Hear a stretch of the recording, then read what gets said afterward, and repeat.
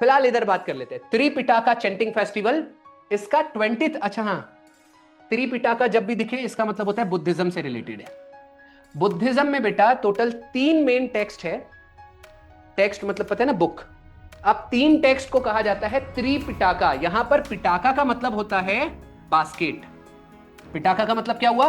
Basket. और 3 means 3, 3 basket. अच्छा, पुराने जमाने में बुद्धिस्ट के जो टेक्स्ट थे वो एक्चुअल में बुक में नहीं लिखा गया था, वो पाम लीव्स पे लिखा गया था, और वो पाम लीव्स को बास्केट के अंदर रखा गया था। तो ये रीजन था कि इसको त्रिपिटाका कहा जाता है। अब वो 3 पिटाका बुक का नाम क्या है? तो आपको ये याद रखना है, टोटल 4 आपकी काउंसिल्स, ये 4 ईयर्स याद रखने हैं। हो सकता है क्वेश्चन ये पूछ ले कि फर्स्ट बुद्धिस्ट काउंसिल कब हुआ था? 483 में। कहां हुआ था? वोटर्स डे 25 ऑफ जैन को मनाया जाता है। कारण क्या है? बर्थडे रहता है इलेक्शन कमीशन ऑफ इंडिया का। इलेक्शन कमीशन ऑफ इंडिया को स्थापना कब हुआ था?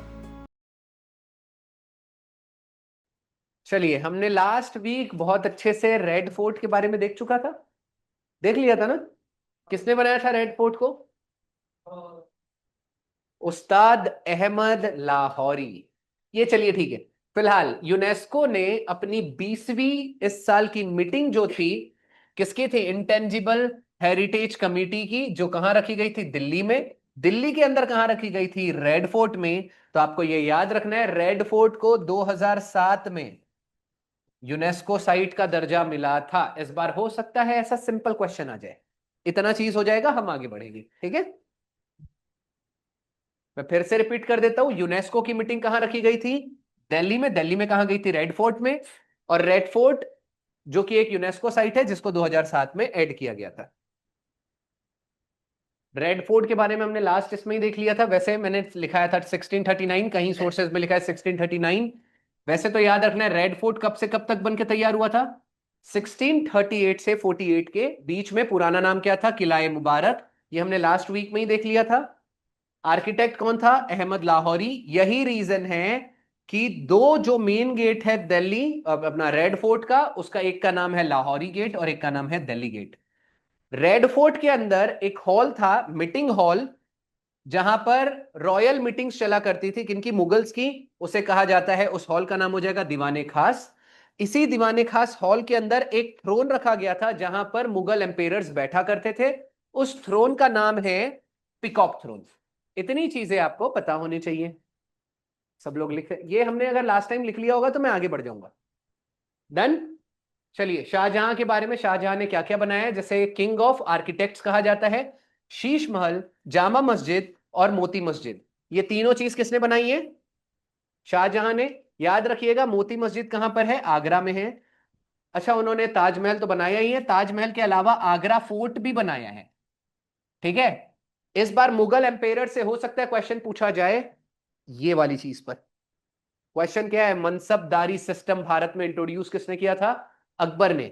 मनसबदारी सिस्टम में क्या होता था? उन लोग घोड़सवार जो लोग होते थे, उनको काम दे दिया जाता था, और उनको सैलरी में कैश ना देते हुए, कई बार मुगल्स के पास वॉर में पूरे इंडल्ज होने के कारण पूरे पैसे खत्म हो जाते थे, तो उनके पास पैसे, अब ये मनसब को देने के लिए उनके पास पैसे नहीं होते थे। तो उन्होंने क्या बोला, हमारे पास लैंड तो बहुत सारा है ना, तो उनको सैलरी में लैंड दे दिया जाता था, जिसे क्या कहा जाएगा? जागीर्स। तो आप लोगों को याद रखना, मनसबदारी सिस्टम में सैलरी कैसे दी जाती थी? जागीर्स में। और जागीर से याद रखिएगा, वो जो लैंड होता था वो परमानेंट लैंड नहीं होता था, it was a temporary land. जब तक वो नौकरी में है वो लोग यूज कर सकते हैं, बाद में वो वापस ले लिया जाएगा। दिस इज कॉल्ड एज मनसबदारी सिस्टम। इतना आपको याद रखना है, ये मनसबदारी सिस्टम लिख लीजिएगा, फिर आगे बढ़ेंगे। चलो, आज की सेकेंड न्यूज है, डीआरडीओ ने अभी रिसेंटली, ये वाला अभी जाने दीजिए, प्रलय मिसाइल को डेवलप किया है। किसने? डीआरडीओ ने प्रलय मिसाइल को अभी रिसेंटली डेवलप किया है। और ये जो प्रलय मिसाइल है, it is indigenously developed. Indigenously का आपका सिनोनिम क्या हो जाएगा? सेल्फ मेड लिख सकते हो, इंडियन मेड लिख सकते हो, या ऐसे हिंदी में क्या कहा जाएगा? स्वदेशी। तो ये हमारी एक स्वदेशी मिसाइल हो जाएगी, जो कि शॉर्ट रेंज बैलिस्टिक मिसाइल है। ओके, तो आपको ये याद रखना है, कहां पर टेस्ट किया गया था? उड़ीसा। उड़ीसा, ठीक है। दूसरी चीज, इसका रेंज भी याद रखिएगा, 150 से लेके 500 किलोमीटर तक का रेंज है। पेलोड कैपेसिटी 500 से लेके 1000 केजी तक की है, ठीक है। और याद रखिएगा, it was a self tested या self launch. Word of the day आपके लिए पता है आज का क्या है? सेल्वो। मतलब जब इसको टेस्ट किया जा रहा था तो एक मिसाइल को टेस्ट नहीं किया हमने, मल्टीपल मिसाइल्स एक साथ लॉन्च किए। इसको क्या कहा जाएगा? सेल्वो लॉन्च। डीआरडीओ से रिलेटेड दो चीज याद रखिएगा। 1958 में डीआरडीओ को स्टेब्लिश किया गया था, दिल्ली में हेडक्वार्टर इसका हो जाएगा, और समीर कामत इनके हेड हो जाएंगे। ठीक है, आपके एग्जाम में कई बार बहुत सिंपल क्वेश्चन ऐसे ही पूछ लिया जाता है, प्रलय क्या है? किसी टैंक का नाम है, गन का नाम है, मिसाइल का नाम है, या सबमरीन है? तो याद रखिएगा, इट इज अ मिसाइल। अच्छा, कुछ और टेस्ट किए गए हैं। आपको K4 मिसाइल इसी साल फिर से उड़ीसा में ही टेस्ट फायर किया गया था। किससे किया गया था? आईएनएस अरिघात, जो कि एक न्यूक्लियर सबमरीन है। आपको याद रखना है कि आईएनएस अरिघात भारत की सेकेंड न्यूक्लियर बेस्ड सबमरीन था। ठीक है, तो क्वेश्चन आपके एग्जाम में क्या ये नहीं हो सकता था कि भारत का पहला न्यूक्लियर सबमरीन का नाम बताइए? आंसर हो जाएगा आईएनएस अरिहंत। आईएनएस अरिहंत भारत की फर्स्ट न्यूक्लियर सबमरीन है। क्वेश्चन घुमा के भी पूछा जा सकता है। एक चीज याद रखना, ये आईएनएस अरिघात भारत का सेकंड न्यूक्लियर सबमरीन है। क्वेश्चन ये भी पूछा जा सकता है, बताइए ये किस क्लास से बिलोंग करता है? स्कॉर्पियन क्लास, अलग अलग क्लास के नाम दे दिए जाएंगे। तो आपको याद रखना है किस क्लास से बिलोंग करता है? अरिहंत क्लास से। ठीक है, अभी एक एग्जाम में पता है इस पे क्वेश्चन क्या बना था? आईएनएस अरिहंत में, Arihant is a Sanskrit word जिसका मीनिंग क्या होता है? Destroyer of enemies. ये लिख लीजिएगा, इसका मीनिंग क्या होता है? Destroyer of enemies. ठीक है, अच्छा एक और, ये अरिघात न्यूक्लियर, अच्छा इसका टेस्ट कंडक्ट कहां किया गया था? बे ऑफ बंगाल, विशाखापट्टनम। ठीक है, ऑफ द कोस्ट विशाखापट्टनम। अच्छा, अगर क्वेश्चन ये पूछा जाए कि भारत के पास अभी फिलहाल में टोटल न्यूक्लियर सबमरीन कितनी है? क्वेश्चन तो कई बार ऐसे भी पूछा जा सकता है। मैंने दो तो बता दिया, फर्स्ट था अरिहंत, सेकंड था अरिघात, और तीसरा और चौथा भी रिसेंट में ही लॉन्च किया गया है। मैं वो नेक्स्ट वीक के लिए रखा था। फिलहाल नेक्स्ट वीक में ही हम लोग डिस्कस कर लेंगे। ठीक है, टोटल 4 के 4 न्यूक्लियर सबमरीन। तो इससे क्या होगा, क्वेश्चन अगर सबमरीन पे आया तो आपका नहीं छूटेगा। डन, अगला देखिए। चलिए, आज का थर्ड न्यूज ये है आपकी सुप्रिया सुडे। ये किसकी डॉटर है? शरद पवार। अच्छा, मेरे को जितने भी पॉलिटिशियंस थे, मेंबर ऑफ पार्लियामेंट में सबसे रिचेस्ट तो इस बार हेमा मालिनी थी, शायद 500 करोड़ की प्रॉपर्टी के साथ, जो शोड प्रॉपर्टी दिखाया गया था। अब मेरे को ये देखना होगा कि वो मेंबर ऑफ पार्लियामेंट है भी कि नहीं। इंडिया के वन ऑफ द हाईएस्ट जो रिचेस्ट पॉलिटिशियन शो करता है वो तो ग्वालियर का राजा है। तो अब उनकी भी शोड प्रॉपर्टी 800-900 करोड़ की है। तो उसने इतना दिखाया नहीं होगा, तो ऐसे शोड में तो उसकी 1000 करोड़ की भी प्रॉपर्टी नहीं। चलो ठीक है, फिलहाल हाँ, शरद पवार महाराष्ट्र का सबसे यंगेस्ट सीएम रह चुके हैं, 2 बार सीएम रह चुके हैं। इवन मेरे को लगता है कि छुपा छुपा के कितनी 10-20 हजार करोड़ प्रॉपर्टी बहुत हो जाएगा बेटा, एक्सट्रीम हो गया तो। अब पता नहीं, बाकी लोगों का कहना है कि उनके पास बहुत ज्यादा है। चलो ठीक है, फिलहाल हम बात कर रहे थे राइट टू डिस्कनेक्ट बिल की। हमने पहले भी डिस्कस कर चुका है, ये आरटीडी जिसे कहा जाता है, राइट टू डिस्कनेक्ट बिल। ये सेकेंड टाइम रीइंट्रोड्यूस, यानी दूसरी बार पेश किया गया है और दूसरी बार भी पास नहीं हो पाया। तो बस मेरे कहने का मतलब है कि सरकार नहीं चाहती कि आप 8 घंटे की नौकरी करके खुशी खुशी एकदम खुशहाल जीवन जियो। मेन मोटो इसका क्या था? अगर आप एक बार जॉब से घर आते हो तो आपको अपने बॉस का ना कॉल उठाने की जरूरत है ना मैसेज करने की जरूरत है। लेकिन ये पास नहीं हो पाया। इसका मोटो क्या था? टू मेंटेन और to seek work life balance. काम के टाइम काम होना चाहिए, रोमांस के टाइम पे रोमांस, और फैमिली वाले टाइम के टाइम पर आपको बिल्कुल फैमिली को समय देना है। लेकिन वो आपकी सरकार नहीं चाहती। फिलहाल आपको याद रखना है, ये आरटीडी, दुनिया का पहला देश जिसने आरटीडी पास किया था वो कौन था? फ्रांस। अच्छा, दुनिया का पहला देश जिसने जीएसटी पास किया था वो भी फ्रांस था। तो आपको दोनों चीज याद रखनी है। आ जाते हैं आसाम अभी। अच्छा, एक और चीज, पहला बिल हमने क्या देखा? Right to disconnect bill. एक चीज न्यूज में चल रही थी जो हमने पहले कवर कर चुका है। रिसेंट का कौन सा कंट्री है जिसने आरटीडी पास किया? ऑस्ट्रेलिया। हमने न्यूज में देख चुका था। ठीक है, आपको यह याद रखना है। एक और बिल जो न्यूज में चल रहा है, आसाम ने इस साल एक बिल पास किया जिसका नाम है स्ट्रिक्ट एंटी पॉलीगेमी बिल। और ये हर धर्म पे लागू होता है।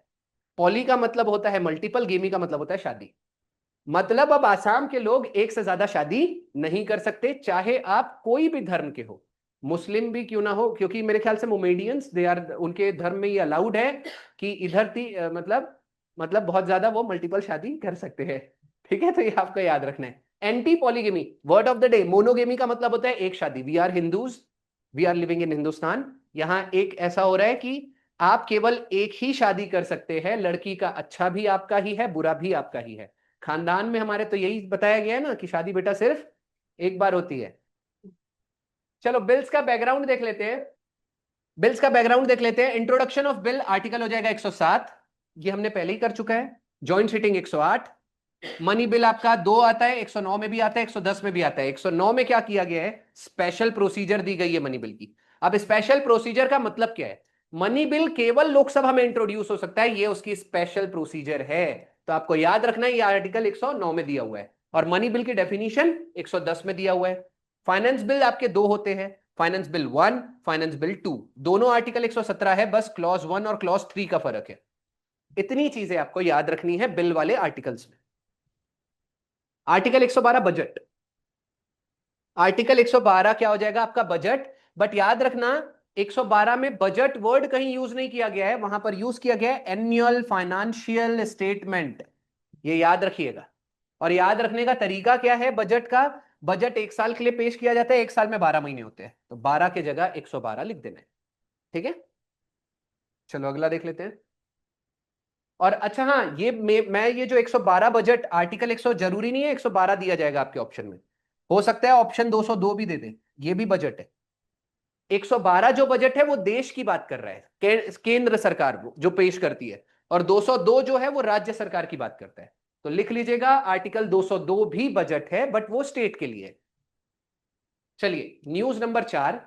फिलहाल इस साल मैंने तो 3 देश लाए हैं चुन चुन के, लेकिन इस साल बहुत सारे देश हैं जिन्होंने इमरजेंसी डिक्लेयर किया है, national emergency, state emergency, financial emergency, अलग अलग तरह की इमरजेंसी। इवन मैं बताना चाहूंगा ये न्यूज को पिक करने का मेरा रीजन क्या है, बहुत ही ज्यादा सोच समझ के बेटा आपकी बड़ी न्यूज को पिक किया जाता है। इस साल 2025 में आपका जो गया है, एक महीना भी नहीं हुआ है, आज की तारीख है 10/11, 10/11 दिन हुआ है, 2025 खत्म हुआ है। 1975 में आखिरी बार इंदिरा गांधी ने नेशनल इमरजेंसी डिक्लेयर की थी, उसको 50 साल हो गए 2025 में। देखो मैं बार बार बोलता हूं, इस साल का मैं फिलहाल में तो आपकी एग्जाम हुई थी एनडीए, तब भी मैंने रीजन बताया था कि उसके अंदर मैंने उनके प्रिडिक्शंस में दिया था 100 साल आपके सेल्फ रिस्पेक्ट मूवमेंट को 2025 में हुआ था, और उनके एग्जाम में सीधा क्वेश्चन था। याद रखिएगा 25 साल, 50 साल, 75 साल, 100 साल, जिसको भी हो रहा है आने के चांसेस बढ़ जाते हैं। हो सकता है आपके एग्जाम में इस बार इमरजेंसी के ऊपर डायरेक्ट क्वेश्चन आ जाए। ये 3 लाइन पे क्वेश्चन नहीं बनेगा, वो तो मैं बस पिक कर दिया कि लिथुएनिया ने, बोलीविया ने और पेरू ने इस बार इमरजेंसी डिक्लेयर किया है। आपका इमरजेंसी पे क्वेश्चन इंडिया के बेसिस पे यहां से बनेगा, ये जो है। तो आपको ये याद रखना है। फिलहाल आप तीनों के नाम लिख लो, लिथुएनिया, पेरू और बोलीविया, जिन्होंने इमरजेंसी डिक्लेयर की है।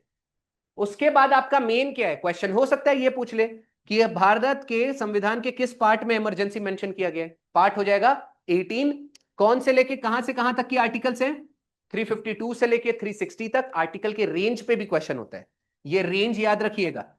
अब आपको एक काम करते हैं, आखिरी बार इमरजेंसी कब डिक्लेयर किया गया था, 1975, कब तक चला था, 1977।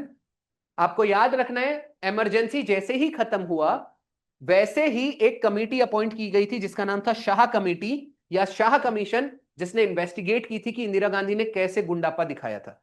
ठीक है, तो आपको ये याद रखना है, शाह कमेटी आपके लिए बहुत इंपॉर्टेंट है। और अगर क्वेश्चन ये पूछ लिया जाए इस कमेटी को किसने अपॉइंट किया था, जनता पार्टी, 1977। इंदिरा गांधी ने रिजाइन दी थी 1977 को, और जनता पार्टी का उस समय भारत का पीएम कौन बना था, मोरारजी देसाई, हमारे इंडिया के पहले नॉन कांग्रेस पीएम थे, नॉन कांग्रेस पीएम मोरारजी देसाई। अच्छा, क्या पता इसके बाहर से भी क्वेश्चन आ जाए। क्वेश्चन तो ये भी हो सकता है ना कि इमरजेंसी को टोटल 50 साल हो गए, और लास्ट ईयर ही मोदी जी ने आपके 2024 या 25 के शुरुआत में ही एक नया दिवस घोषित किया था, संविधान हत्या दिवस, जिसको इंग्लिश में बोलते हैं कॉन्स्टिट्यूशनल मर्डर डे। कब मनाया जाता है, ये मैंने पूछा था कि, अच्छा ये कवर तो चलो ठीक है कर लिए, जिसको याद नहीं है वो अच्छे से लिख लीजिए 25 जून। रीजन क्या था, 25 जून 1975 को ही हमने इमरजेंसी डिक्लेयर किया था। अच्छा, क्वेश्चन ऐसा क्यों नहीं हो सकता कि क्वेश्चन ये पूछ लिया जाए कि 1975 का इमरजेंसी जब डिक्लेयर किया गया था तो इंदिरा गांधी तो पीएम थी, राष्ट्रपति डिक्लेयर करते हैं। राष्ट्रपति का नाम क्या था? राष्ट्रपति का नाम क्या था 1975 में? तो आंसर होगा, वैसे एक बात बताओ, इमरजेंसी डिक्लेयर की है मतलब सिचुएशन कैसी है? पूरी फक्ड अप। तो आपको याद रखना है फकरुद्दीन अली अहमद, आसानी से याद रखिएगा, फकरुद्दीन फकरुद्दीन अली अहमद, ये आपके हमारे राष्ट्रपति है भारत के, ठीक है, उस समय के। चलो ठीक है, फिलहाल ये सारी चीज आपको याद रखना है। एक चीज और, ये है आपके आर्टिकल्स, मेरे ख्याल से सबको पता ही होगा, बोलने की जरूरत नहीं है। ये है आपकी नेशनल इमरजेंसी, स्टेट इमरजेंसी, और ये है आपकी फाइनेंशियल इमरजेंसी। ये तीन आर्टिकल्स आपको पता होने चाहिए। संविधान में केवल ये तीन इमरजेंसी है। तीनों इमरजेंसी के आर्टिकल्स 352, 56 और 60, चार का टेबल पढ़ने। हाँ, एक चीज और, ये आपको याद रखना है, स्टेट इमरजेंसी का दूसरा नाम है प्रेसिडेंशियल रूल, तीसरा नाम है कॉन्स्टिट्यूशनल इमरजेंसी। और मैं लिख के दे सकता हूं, तीनों नाम याद कर लीजिए, फिर भी क्वेश्चन छूट जाएगा, क्योंकि तीनों में से ऑप्शन में कुछ भी नहीं रहेगा। आर्टिकल 356 में संविधान में ये तीनों चीजें लिखी नहीं गई है। सबसे कॉमन चीज जो आप न्यूज़पेपर पढ़ते हो उसमें ये टर्म यूज होता है, प्रेसिडेंशियल रूल लागू किया गया है। अब जो संविधान में आपको आर्टिकल पे क्वेश्चन आएगा वो ये रहेगा, कौन failure of constitutional machinery, failure of constitutional machinery, ये लिखिए। अगर कभी भी आर्टिकल 356 पूछूंगा, आंसर क्या होना चाहिए? ये फेलियर ऑफ कॉन्स्टिट्यूशनल मशीनरी। अच्छा, और ये सीरीज याद रखना भी बहुत ज्यादा आसान है। देखो इधर आपके आज एक और नया टर्म बताता हूं, ज्योग्राफी में पांचवी छठवीं की बुक में लिखा रहता है, एडमिनिस्ट्रेटिव यूनिट। ये कौन बताएगा क्या होता है? एडमिनिस्ट्रेटिव यूनिट का मतलब क्या होता है? पांचवी छठवीं की ज्योग्राफी की बुक में लिखा रहता है बेटा, इसलिए लोग बोलते हैं एनसीईआरटी बुक पढ़ो। ठीक है, ज्योग्राफी की जब आप बुक पढ़ोगे, स्टेट बोर्ड में भी लिखा रहता है। एडमिनिस्ट्रेटिव यूनिट का मतलब बताता हूं, ये है हमारा देश। कंट्री को हम कितने पार्ट में डिवाइड किए? 28 स्टेट्स में बांटे। अब ये 28 जिलों में मान लेते हैं एक महाराष्ट्र, महाराष्ट्र को कितने भाग में बांटा गया? 36 डिस्ट्रिक्ट। अब 36 डिस्ट्रिक्ट में मान लेते हैं आप कहां रह रहे हो? पुणे में। पुणे को भी बांटा गया है, कितने तालुके में बांटा गया है? सब डिस्ट्रिक्ट में।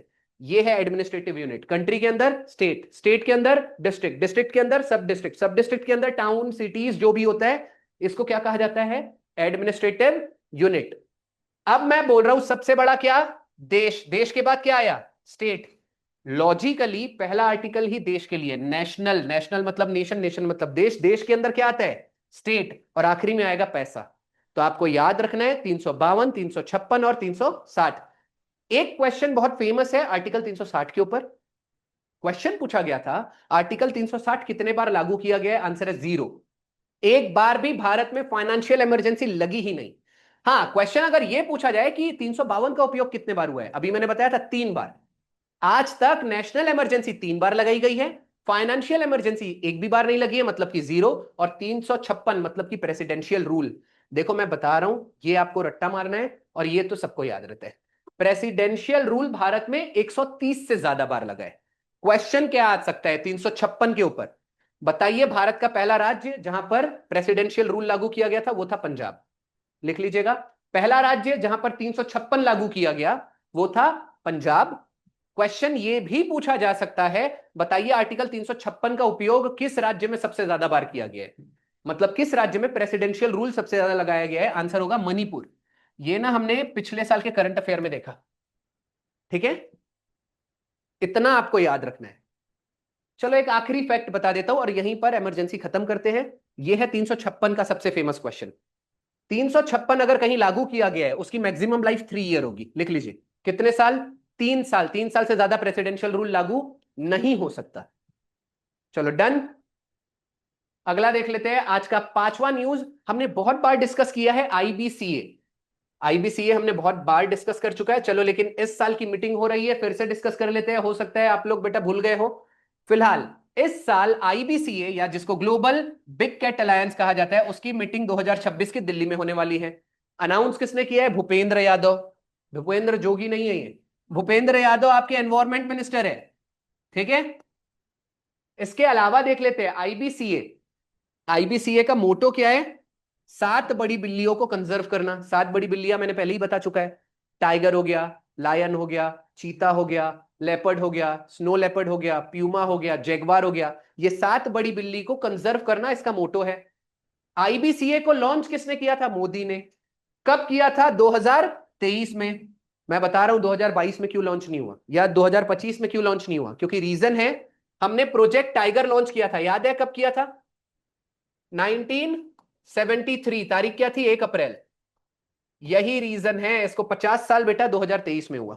50 साल कब हुआ प्रोजेक्ट टाइगर को? 2023 में। जैसे ही 50 साल हुआ, और 50 साल किसको हुआ था? टाइगर को। टाइगर कौन है? बड़ी बिल्ली।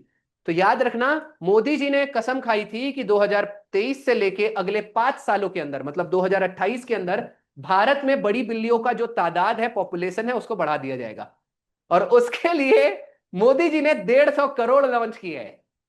सीधा दे दिया, बोले 150 करोड़ मजे करो। उनके लिए एकदम इंफ्रास्ट्रक्चर बनाया जाए, जहां पर उनको डाला जाएगा और अच्छे से रखा जाएगा, खाना पीना अच्छे से दिया जाए, ताकि उनकी तादाद बढ़ पाए। तो आपको ये याद रखना है, सिंपल सादी चीज है।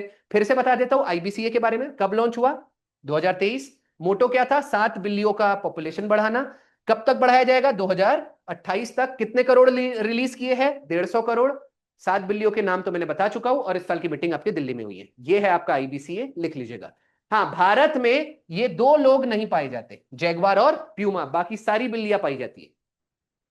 अब अगर सोच रहे होंगे इतना ये करने पे एग्जाम से क्वेश्चन बन जाएगा, नहीं बनने वाला। एक होमवर्क देता हूं, क्या पता वो आ जाए। लेटेस्ट मेंबर जो आईबीसीए में जुड़ा है, कंट्री ढूंढ के लानी है। कंफर्म वही क्वेश्चन आने वाला है, ठीक है? अगर इसके ऊपर आएगा तो क्वेश्चन तो वही आएगा। अच्छा, ये अलायंस का मतलब सबको पता है ना बेटा? क्या बोलते हैं हिंदी में? गठबंधन। क्या इसका इंग्लिश में सिनोनिम हो जाएगा? अमेलगमेशन। ठीक है, अपने वोकेबलरी को थोड़ा स्ट्रांग रखिएगा। सिनोनिम, एंटोनिम, होमोनिम, हर जगह। पैरोनिम भी आज तक आया नहीं है। अच्छा, आपका होमवर्क है, व्हाट इज पैरोनिम? होमोनिम्स तक ठीक है, लोग आए हैं आज। पैरोनिम आपको ढूंढ के लाना है। What is पैरोनिम? एंटोनिम सुना है, सिनोनिम सुना है, होमोनिम सुना है, पैरोनिम क्या है ये? अच्छा, कुछ और इंपॉर्टेंट समिट्स देख लेते हैं, मीटिंग जो न्यूज में चल रही है। देखो बेटा, COP30 पिछले साल हुआ था, मतलब 2025 में। कहां हुआ था? ब्राजील में। इस साल 2026 में कहां होगा? टर्की नाम नहीं है, ये तुर्की ये हो चुका है। तुर्की।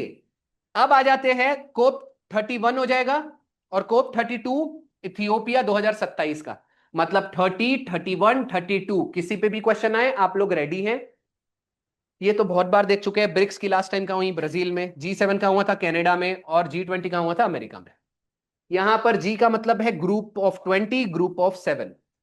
ये पहले ग्रुप ऑफ 8 हुआ करता था, रशिया को बाहर निकाल दिया गया। ठीक है, चलो। एक कंफ्यूजन लोगों को बहुत होता है। एक है तुर्कमेनिस्तान और एक है टर्की, एक है एशगाबाद और एक है अंकारा। ठीक है, तो आपको फिलहाल ये याद रखना है किसका एशगाबाद है और किसका अंकारा। देख लीजिएगा, ठीक है? चलो, ये हो चुका है। अब आ जाते हैं हमारे पूरे सिंगल लाइनर। अब बड़ी बड़ी न्यूज नहीं बची। हरिमाऊ शक्ति, ये हर साल सबसे कॉमन क्वेश्चन है, किसका हो जाएगा? मलेशिया। मालदीव्स का कौन सा होता है? एकूवेरीन। एकूवेरीन।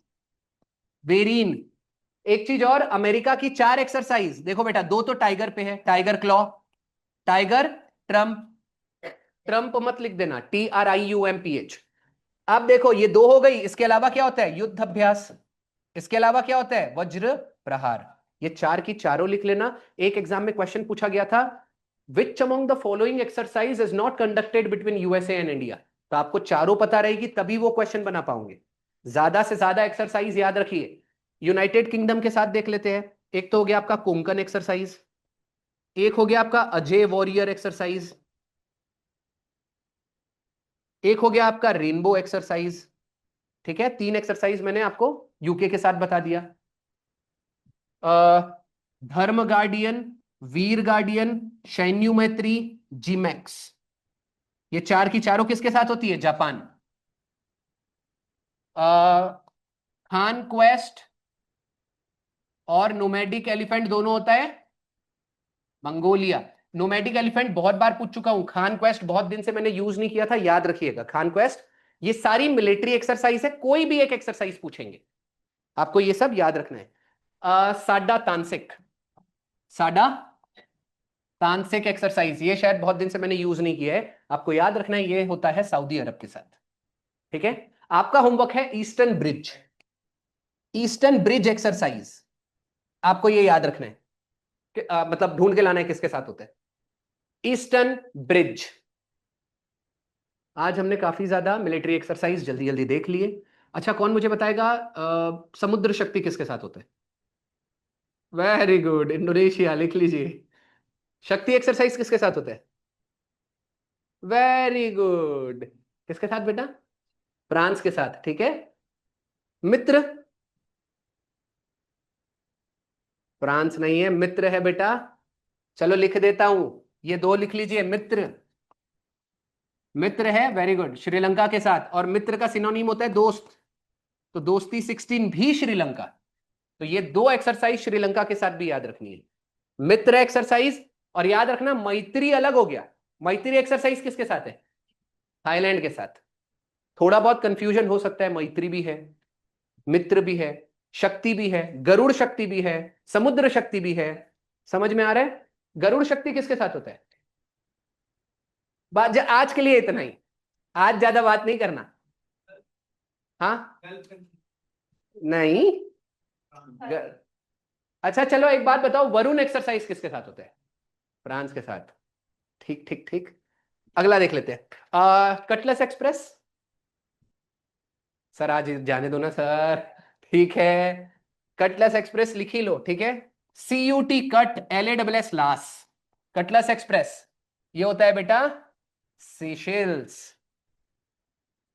पक्का आएगा इसी के अंदर से, नए नए चीजों को अपडेट करो सिर्फ।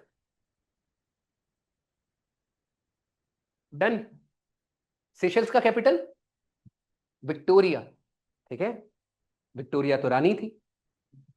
विक्टोरिया रानी पता है ना, इंग्लैंड की। दे दनादन, आपने मूवी देखी है? चलो उम्रा, आपका होमवर्क है ये आज का।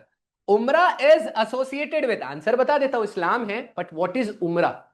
उम्रा सिस्टम था, क्या था, कैसा था, आपको ढूंढ के लाना है। ठीक है, अच्छा मैंने सऊदी अरब का कोई सिस्टम बताया था जिसमें स्पॉन्सरशिप दी जाती थी, वीजा रख लिया जाता था, घर जाने नहीं देते थे।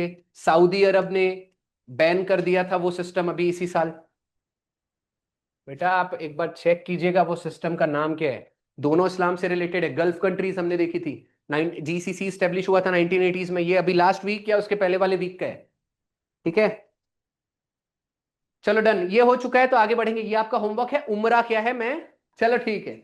आ जाते हैं फिलहाल, फिलहाल इधर बात कर लेते हैं त्रिपिटाका चैंटिंग फेस्टिवल। इसका 20th, अच्छा हाँ, त्रिपिटाका जब भी दिखे इसका मतलब होता है बुद्धिज्म से रिलेटेड है। बुद्धिज्म में बेटा टोटल 3 मेन टेक्स्ट है। टेक्स्ट मतलब पता है ना, बुक। अब 3 टेक्स्ट को कहा जाता है त्रिपिटाका। यहां पर पिटाका का मतलब होता है बास्केट। पिटाका का मतलब क्या हुआ? बास्केट। और 3 मीन्स 3, 3 बास्केट। अच्छा, पुराने जमाने में बुद्धिस्ट के जो टेक्स्ट थे वो एक्चुअल में बुक में नहीं लिखा गया था, वो पाम लीव्स पे लिखा गया था, और वो पाम लीव्स को बास्केट के अंदर रखा गया था, तो ये रीजन था कि इसको त्रिपिटाका कहा जाता है। अब वो 3 पिटाका बुक का नाम क्या है? सुत्त पिटाका, विनय पिटाका, अभिधम्मा पिटाका। ये सुट्टा, सुट्टा कौन मारता है? विनय। ऐसे याद कर सकते हो, सुट्ट पिटाका, विनय पिटाका, अभिधम्मा पिटाका। डन। तो आपको ये तीनों टेक्स्ट याद रखना है। हो सकता है क्वेश्चन पूछ ले, which among the following is not a part of Tripitaka. तो ये तीनों पिटाका याद रखना है। अब तीनों पिटाका में अलग अलग चीजें लिखी गई थी। सुत्त पिटाका में बुद्धा सेइंग, ठीक है, और अलग अलग जगह, यहां पर बुद्धा, यहां मोनेस्टिक कोड्स। जाने दो, इतना डिटेल में नहीं जाते, फिलहाल इतना ही लिखो, जाने दो। 3 पिटाका, 3 के तीनों लिख लीजिए। हाँ, क्वेश्चन ये नहीं पूछा जा सकता क्या कि बुद्धिज्म के ये जो 3 बुक्स है इसको किस भाषा में लिखा गया था? क्या होगा आंसर? पाली। ठीक है, अच्छा ये हमने क्लासिकल लैंग्वेज में डिस्कस किए थे, तब मैंने बताया था। भारत में टोटल क्लासिकल लैंग्वेज कितनी है? कितनी है? 11। ठीक है, इस साल मराठी को भी क्लासिकल लैंग्वेज का 2025 में डिक्लेयर किया गया था। मराठी था, पाली था, प्रकृत था, बंगाली था, एक आधा मिस कर रहा हूं कोई। ठीक है, टोटल 11 लैंग्वेज थी। अच्छा हाँ, बुद्धिज्म के सारे टेक्स्ट पाली की भाषा में लिखे गए थे और जैनिज्म के प्रकृत। ठीक है, ये आपको याद रखना है। चलो ठीक है, अभी कोई दिक्कत नहीं है। बुद्धिज्म में मैं इस साल बता रहा हूं, कुछ भी क्वेश्चन आ सकता है। बुद्धिज्म से रिलेट आपको ना चार चीजें याद रखनी है। बुद्धिज्म के टोटल 4 काउंसिल्स हुई है। कितनी काउंसिल्स हुई है? ओ अच्छा, सबसे स्टैंडर्ड क्वेश्चन इसी से बनता है। फर्स्ट बुद्धिस्ट काउंसिल, और ये सब क्या हो गया? First, second, third, fourth. पहला हुआ 483, दूसरा हुआ 383, तीसरा हुआ 250, और चौथा हुआ 72 एडी। अच्छा, ये सब बीसी में हुआ है। बीसी मतलब बेटा ध्यान से लिखना, बीसी मतलब बिफोर क्राइस्ट, मतलब जीसस क्राइस्ट के पैदा होने के पहले का समय। नोटिस करिएगा उस जमाने में हमारे साल कैसे चलते हैं, 2024 के बाद 25 आता है, वहां ऐसा नहीं हो रहा है, वो उल्टा चल रहा है। देखो 483 के बाद 383 आया, फिर 250 आया, अब यहां जो एडी लगता है इसमें दुनिया सीधी चलती है। तो ये चीज याद रखनी है। तो आपको ये याद रखना है, टोटल 4 आपकी काउंसिल्स, ये 4 ईयर्स याद रखने हैं। हो सकता है क्वेश्चन ये पूछ ले कि फर्स्ट बुद्धिस्ट काउंसिल कब हुआ था? 483 में। कहां हुआ था? राजगृह में। कहां हुआ था? राजगृह में। दूसरा कहां हुआ था? वैशाली। तीसरा कहां हुआ था? पाटलिपुत्र। और चौथा कहां हुआ था? कुंडलवन। ये चीजें आपको पता होनी चाहिए। एक आखिरी चीज बता देता हूं, पैटर्न्स। पैटर्न मतलब ये चारों बुद्धिस्ट काउंसिल अलग अलग राजा ने कंडक्ट करवाया था। पहला था अजात शत्रु, काल अशोका, अशोका, और आखिरी हो जाएगा कनिष्क। ये 4 पैटर्न्स, इतनी चीजें लिख लीजिएगा, क्वेश्चन हो सकता है यहीं से आ जाए। अच्छा, बुद्धिस्ट काउंसिल यहां पे ही क्यों हुआ? 485 में क्यों नहीं हुआ? 480 में क्यों नहीं हुआ? ये भी रीजन याद रखिएगा। गौतम बुद्ध यहां डेथ हुई थी। ठीक है, गौतम बुद्ध की डेथ कहां हुई थी? 483 में। उसी दिन, उसी वक्त सबसे पहला बुद्धिस्ट काउंसिल रखा गया था। एक और चीज आपको याद रखनी है, ये पहला आपका सिटी का नाम है राजगृह, दूसरा प्लेस का नाम है वैशाली, और तीसरा है पाटलिपुत्र। तीन के तीनों लोकेशंस बिहार में है। और इस साल का जो मीटिंग हुआ है त्रिपिटा का, वो भी बिहार में हुआ है। तो रट्टा मारने की जरूरत नहीं है, कुछ चीजें लॉजिक लगाना है। ठीक है, याद रखना, पहला, दूसरा और तीसरा तीनों मीटिंग बिहार में हुई है। और ये जो कुंडल वन है, ये कहां है? जम्मू एंड कश्मीर। एक काम करिए, मेन चीज ही लिखाना भूल गया, पैटर्न के ऊपर एक बार की कम क्वेश्चन आता है, चेयरमैन के ऊपर क्वेश्चन आ सकता है। पहला चेयरमैन था महाकश्यप, दूसरे का था सबकामी, तीसरे का था मोगालीपुट्टा, और चौथे का था वासुमित्र। फुल फॉर्म पूछ सकते हो, ये चेयरमैन भी लिखना है। नाम थोड़े बेटा गजब गजब होते हैं, लेकिन याद तो करना पड़ेगा। मैं बताऊं, मैंने ना ये नाम से एसोसिएट करके रखा है, बहुत आसान है। महाकश्यप याद रखना तो हद से ज्यादा आसान है। प्लेसेस अगर रट्टा याद है तो अच्छा, प्लेसेस याद रखना भी बहुत आसान काम है। देखो इधर, याद कैसे रहेगा? राजगृह मतलब नाम में ही राजा आया। राजा की वाइफ का नाम क्या है? वैशाली। फिर शादी होगी, फिर बच्चा होगा, क्या हुआ? पुत्र, पाटलिपुत्र। ऐसे याद रख सकते हो, राजा, राजा की वाइफ का नाम वैशाली, फिर क्या हुआ? पुत्र, मतलब पाटलिपुत्र। अब बेटा जब भी पुत्र होगा, हवन कुंड मस्तों का झुंड, आपको पता ही है, घर में पूजा रखी जाएगी, कुंडल वन। तो आपको ये याद रखना है। चार के चारों प्लेसेस, अगर प्लेस याद है तो आपको चेयरमैन याद रखने की जरूरत नहीं पड़ेगी। देखो, राजा कैसा होता है? महान होता है कि बैल होता है? महान होता है, तो जहां महा दिखेगा टिक कर देना, महा कश्यप। अब बेटा घर के सब काम कौन करती है? मम्मा लोग। तो ये इसकी वाइफ ही तो थी, वैशाली, सब काम करेगी, सब कामी। तो मैं बोल रहा हूं सिर्फ प्लेसेस से एसोसिएट करके रखो। और पुत्र लोग आजकल के कैसे होते हैं? बे गाली पे गाली। तो याद रखना, मोगाली पुट्टा। ठीक है, मोगाली पुट्टा। और आखिरी वाला आपको डायरेक्ट याद रखना है, वसु या वासु मित्र। अच्छा, जब आप कोई चीज पढ़ते हो ना, याद करना इतना आसान हो जाता है, जस्ट कनेक्टिविटी बैठाइए, प्लेसेस के साथ हमेशा चेयरमैन को कनेक्ट रखिए। अच्छा, पैटर्न याद रखना भी बहुत आसान है, ऑप्शन पक्का कटेगा, नोटिस करिए। ए के, बस यही याद करना है। ए के अजात शत्रु, काल अशोका, अशोका, कनिष्क। ए के लिखने का तरीका। चलिए, अब आ जाते हैं, इंडिया की मोस्ट पल्यूटेड सिटी बताइए कौन सी है? स्वच्छ सर्वेक्षण लीग अभी लॉन्च किया गया था, जिसके अनुसार गाजियाबाद को मोस्ट पल्यूटेड सिटी का टैग दिया गया है। तो आपको ये याद रखना है। हमको तो लगा भैया दिल्ली है, अब एक बार आप गाजियाबाद जाइए, गाजियाबाद में भी आपको सबसे ज्यादा पॉल्यूशन देखने को मिलेगा। दिल्ली में तो कोहरा ही कोहरा, कुछ और दिखता ही नहीं है। ठीक है, इंदौर आपकी पिछले 9 सालों से मोस्ट क्लीनेस्ट सिटी इंडिया की, इन्हीं को डिक्लेयर किया जा रहा है। उदयपुर तो आपको पता ही है, white city of India. City lake या लेक सिटी, लेक सिटी। और क्या बताया था? इंडिया का फर्स्ट वेटलैंड सिटी उदयपुर का। इतना चीज याद रखने, वेटलैंड सिटी इंडिया की तो इंदौर भी है। दोनों आंसर सही होगा। भारत का फर्स्ट वेटलैंड सिटी उदयपुर भी है, इंदौर भी है। इंदौर को भिकमंगा फ्री सिटी अभी रिसेंट में डिक्लेयर किया गया था, यानी बैगर फ्री सिटी। ठीक है, ये भी चीज याद रखनी है, यानी आपको वहां पर बैगर्स नहीं दिखेंगे अभी। अच्छा, भारत का first AI city Lucknow. Bharat का first health ATM, health ATM India का फर्स्ट कहां ओपन किया गया था? बैंकिंग वाले, बैंकिंग की तैयारी कौन कर रहा है अभी तक? चलो कोई बात नहीं। Health ATM Lucknow. Gold ATM, Bharat का पहला गोल्ड एटीएम हैदराबाद। अच्छा, भारत का पहला ग्रेन एटीएम, लेकिन इस साल का करंट अफेयर 2025 में याद रखिएगा 24/7 अगर पूछा जाए भारत का पहला ग्रेन एटीएम तो उड़ीसा। उड़ीसा का कौन सा? भुवनेश्वर। चलो, एटीएम से याद आया, ये सारी चीज छोड़ दो, health ATM, grain ATM, gold ATM, silver ATM. आप मुझे सिर्फ इतना बताइए, जो लोग स्पेशली बैंकिंग की प्रिपरेशन कर रहे हैं, भारत का पहला एटीएम किस बैंक ने लाया था भारत में? बेटा फिर से बीसी याद रखिएगा, वेरी गुड। HSBC का फुल फॉर्म कौन बताएगा? हाथ खड़ा करने। Hong Kong Shanghai banking cooperation. ठीक है, तो आपको ये याद रखना है, हांगकांग शांघाई बैंकिंग कॉर्पोरेशन, जिसने भारत में पहला एटीएम लाया। अच्छा छोड़ो, भारत छोड़ो, और ये भी तो पूछ सकता है वर्ल्ड का फर्स्ट एटीएम किस बैंक ने लाया? वर्ल्ड का फर्स्ट एटीएम। अच्छा, फुटबॉल जो लोग देखते होंगे, बहुत सारी जर्सीज में लिखा रहता है बार्कलेज, देखे हो? तो बार्कले बैंक का नाम है, ये याद रखिएगा। बार्कलेज बैंक वर्ल्ड की फर्स्ट बैंक है जिसने एटीएम को लॉन्च किया था। अच्छा, उस जमाने में पता है एटीएम कैसे होते थे? ये बैंकिंग का आपको इंट्रोडक्शन जो पढ़ाया जाएगा वहां पर ये सारी चीज बताई जाएगी। चलो फिलहाल ये छोड़िए, अगला आ जाते हैं। भारत का पहला स्टेट जिसने डिजिटलाइज किया ऑल द वोटर रोल्स, मतलब उनके राज्य की जो भी वोटर लिस्ट थी उसको डिजिटलाइज कर दिया है। आंसर हो जाएगा आपका राजस्थान। ये किस इनिशिएटिव के अंदर? आपको पता होगा, SIR। पता है कि नहीं? धांधली अभी पता की, बिहार राज्य में कोई यूपी से आ रहा, कोई MP से आ रहा, कोई महाराष्ट्र से आ रहा, कोई हरियाणा से आ रहा, कोई पंजाब से आ रहा, मतलब हर जगह से आके ट्रेन लॉन्च कर दी गई थी। ट्रेन में बैठ बैठ के, स्पेशल ट्रेन चल रही है, जाके वोट देके आओ।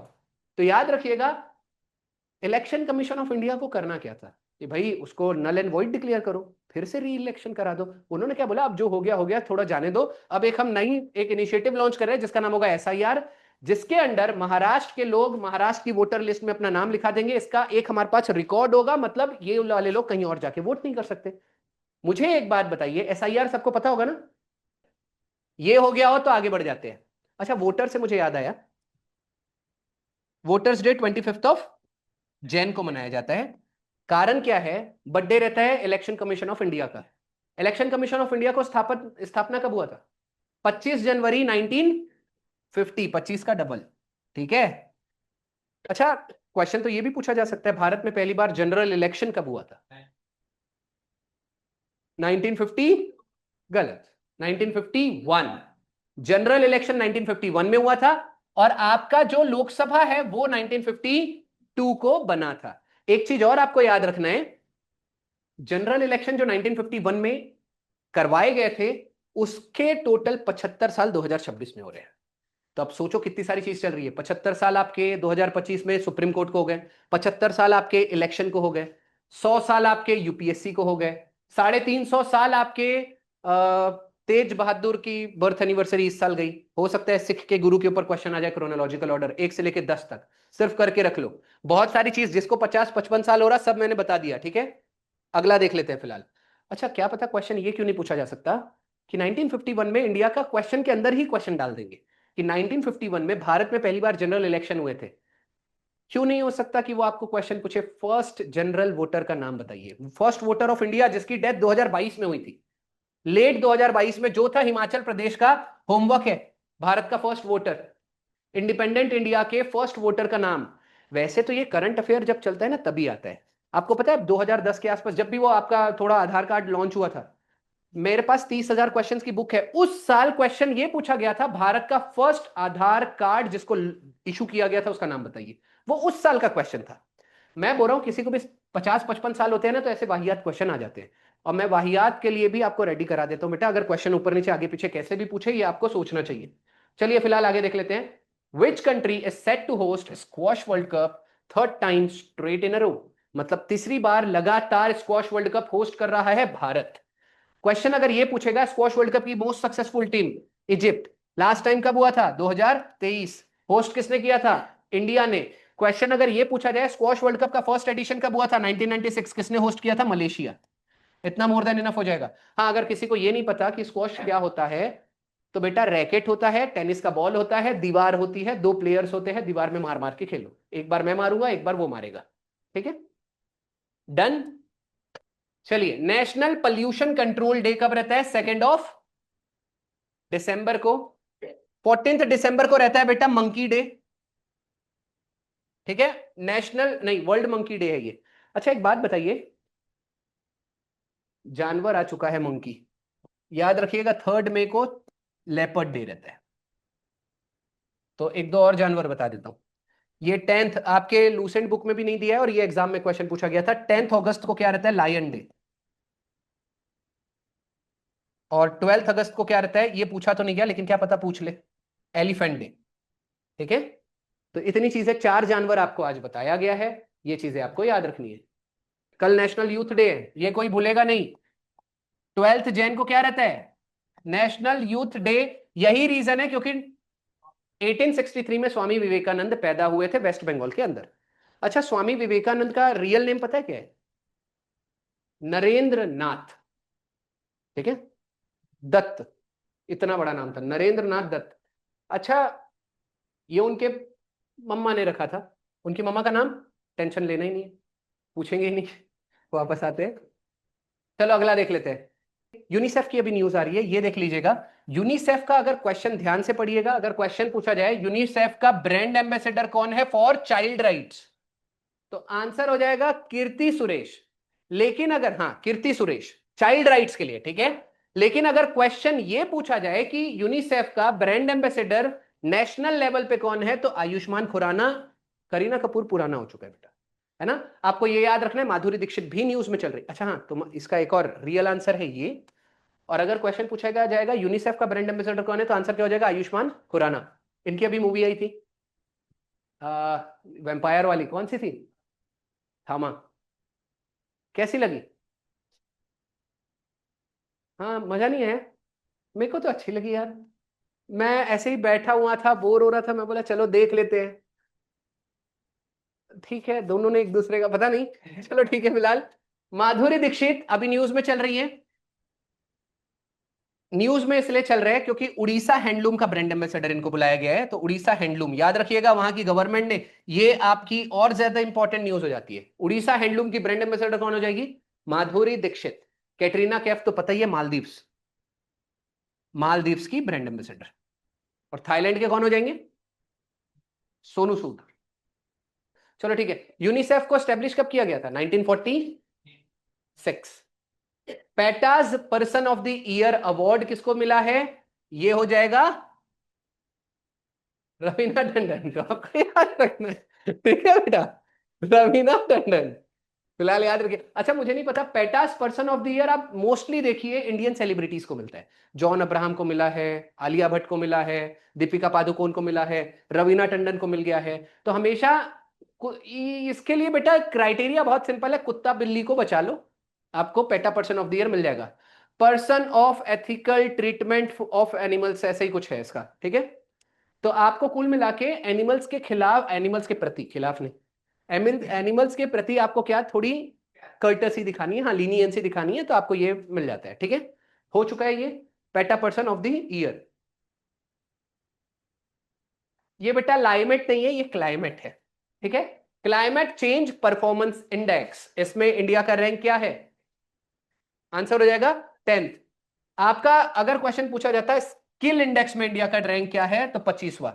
102 पे हंगर इंडेक्स है, और 130 पे ह्यूमन डेवलपमेंट इंडेक्स है। 151 में प्रेस फ्रीडम इंडेक्स है, 115 पे पीस इंडेक्स है, 118 पे happiness,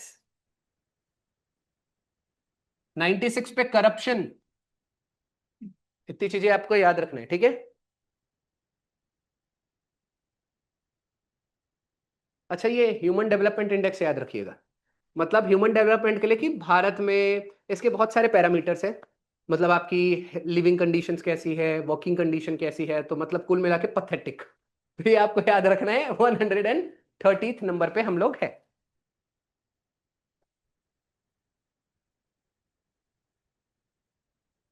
terrorism index, terrorism index में हमारा 14th रैंक पे है, ठीक है। टॉप पर कौन होगा? नहीं, वो सेकंड पे है बेटा, बुर्किना फैसो। अरे पैसो नहीं, फैसो, बुर्किना फासो, ठीक है। चलिए,